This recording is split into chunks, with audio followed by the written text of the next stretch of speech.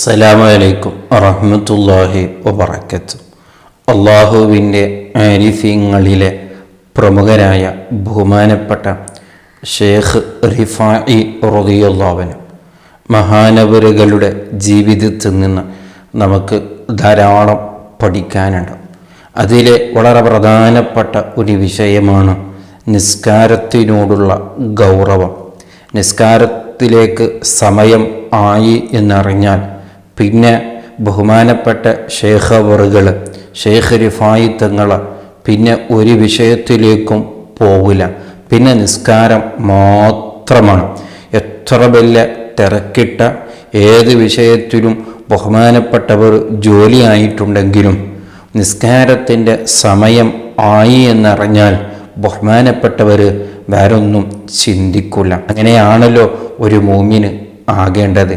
അല്ലാഹു സുബ്ഹാനഹു വ തആല മനുഷ്യന്മാരായ നമ്മെ പഠിച്ചിട്ടുള്ളത് അവനിക്ക് വേണ്ടി ഇബാദത്ത് ചെയ്യാൻ വേണ്ടിയാണല്ലോ.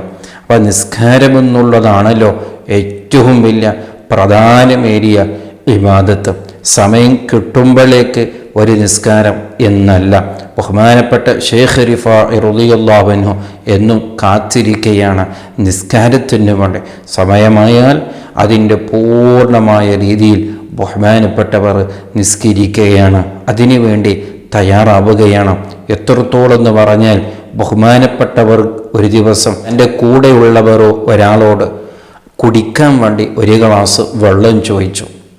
ബഹുമാനപ്പെട്ട ഷേഖ് റിഫാഇ റളിയല്ലാഹു അൻഹുവിനിക്ക് എല്ലാ ദിവസം വെള്ളം കൊണ്ടെത്തിക്കുന്ന ഒരാൾ ബഹുമാനപ്പെട്ട ഷേഖ് റിഫാഇ റളിയല്ലാഹു അൻഹുവിൻ്റെ അരികിൽ വെള്ളമായിട്ട് വരുമ്പോഴേക്ക് അവിടെ നിന്ന് നിസ്കാരത്തിൻ്റെ വാങ്ക് കേൾക്കുന്നു. നിസ്കാരത്തിൻ്റെ സമയമായെന്ന് ബഹുമാനപ്പെട്ടവർ ചിന്തിക്കുന്നു.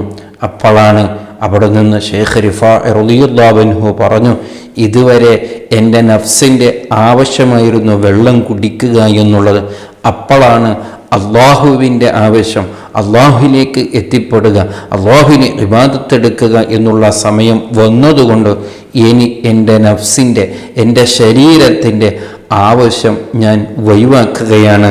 അള്ളാഹുമായി ബന്ധപ്പെട്ട വിഷയം അത് കഴിഞ്ഞതിൻ്റെ ശേഷം ആവട്ടെ എൻ്റെ ശരീരത്തിൻ്റെ വിഷയം, ശരീരത്തിൻ്റെ ആഗ്രഹമെന്ന് കരുതി ബഹുമാനപ്പെട്ട ഷേഖ് റിഫാഇ റളിയല്ലാഹു അൻഹു ആ വെള്ളം കുടിക്കാതെ അവിടെ നിന്നും ബഹുമാനപ്പെട്ടവർ നിസ്കാരത്തിലേക്ക് പോയ ചരിത്രം മഹാന്മാർ നമ്മെ പഠിപ്പിക്കുന്നത് കാണാം.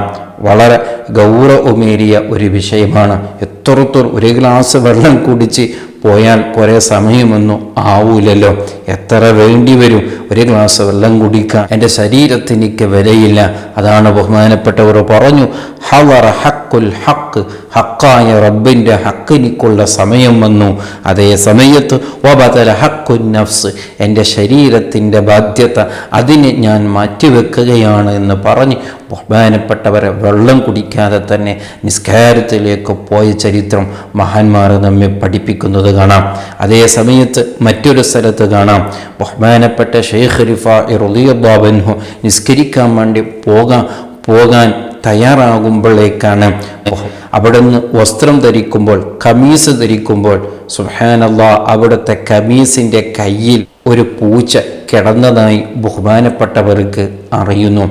അവിടുന്ന് ചിന്തിക്കുന്നു, ഇനി ഈ പൂച്ചയെ ഉണർത്തിയാൽ അതിൻ്റെ വറക്ക് നഷ്ടപ്പെടുത്തിയതുപോലെ ആകുമല്ലോ.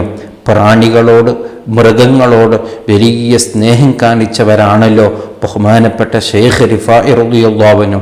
അപ്പോൾ ഷേഖ് റിഫാഇ റളിയല്ലാഹു അൻഹു ആ പൂച്ചയെ ഉണർത്താനൊന്നും പോയില്ല. പക്ഷേ ഉണർത്തിയില്ലെങ്കിലോ നിസ്കാരത്തിലേക്ക് പോകാൻ സമയമാവല്ലോ, നിസ്കാരം വലിയ വിഷയമാണല്ലോ. അപ്പോൾ ബഹുമാനപ്പെട്ടവർ ചെയ്തതെന്താണെന്നറിയോ? തൻ്റെ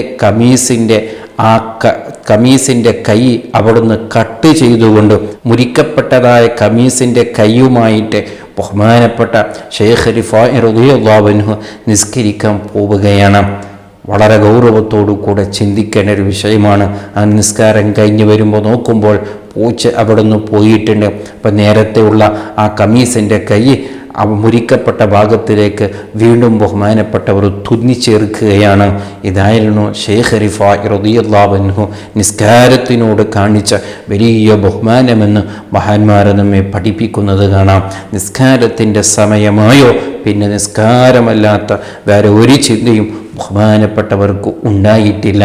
വളരെ ഗൗരവത്തോടു കൂടെ കാണണം. ചിലപ്പോഴൊക്കെ നിസ്കാരത്തിനോട് എന്തോ ഒരു നിസ്സാരത നമ്മളെ ജീവിതത്തിൽ കാണുന്നു.